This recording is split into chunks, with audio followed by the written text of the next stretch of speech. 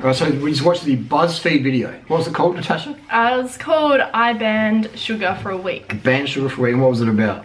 It was a mother who had 2 children and she works full time and she cut out all processed sugar for a week, excluding a piece of fruit a day. Piece of fruit a day, man. I don't know about you. What was even her goal?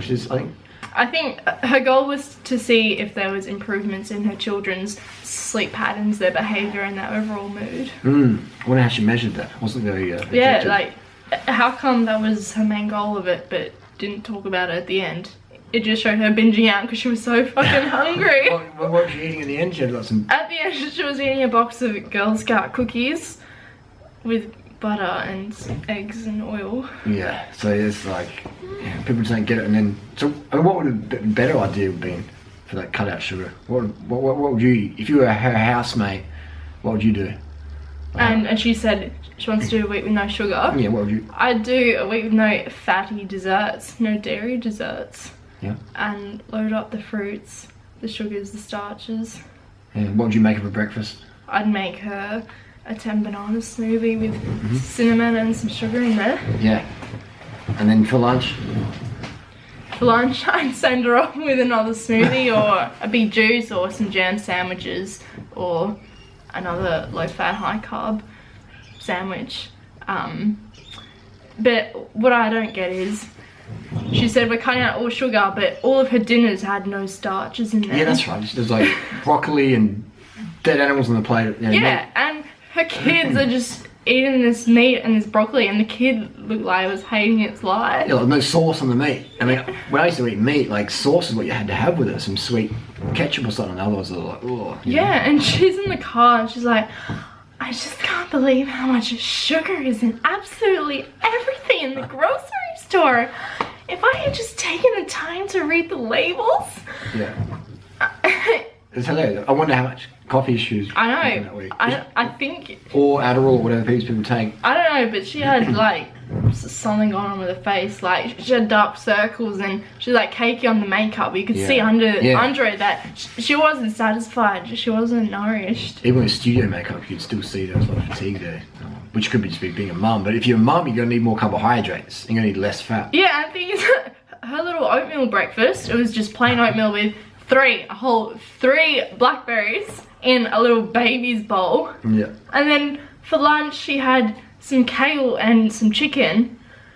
And she's like eating it and looking like she's hating it. And she's like wet kale, this is disgusting.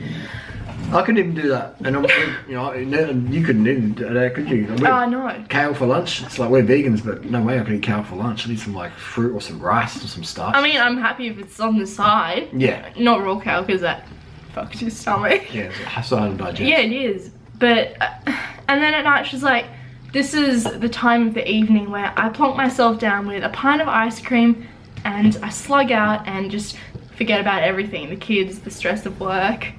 It's like, because you're eating what would be for a baby.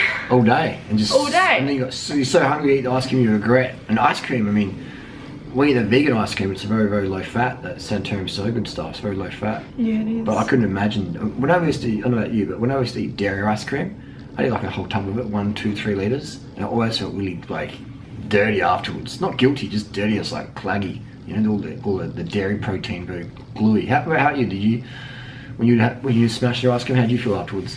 I'd get very mucusy. Yeah. I'd feel it if I had, yeah, so if I had the dairy ice cream and then I went training the next morning, I'd be so phlegmy. Yep. It doesn't feel good. Yeah, I used to get a box of tissues every few days, back in the dairy days. I mean, I'd only have the whole pint of dairy ice cream because I was just hungry. I wasn't getting enough sugar in the day. Yeah, and then so we reach for the fatty sugars, with the sugar that's added with the fat, like the dairy and the oil. Yeah. And you read through the comments on that Buzzfeed, there's so many confused people. You know, like, yeah. Sugar makes you fat, and they look at us. You know.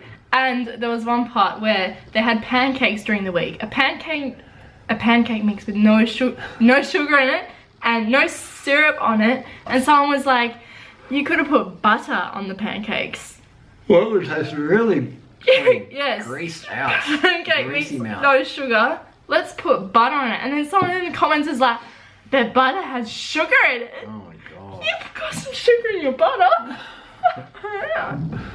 They're hilarious. Just I find it surreal to watch stuff like this. I think there's still people in the world who don't understand this concept, which is actually majority of people. It's the majority of people. And it's like so sad. So hopefully the Buzzfeed girl watches this video. If you're watching, what would you say? You cap it off, the Buzzfeed mum. I'd say you've done it all wrong. You're eating way too little, and you've got the completely wrong approach. Yeah. So eating too little carbohydrate.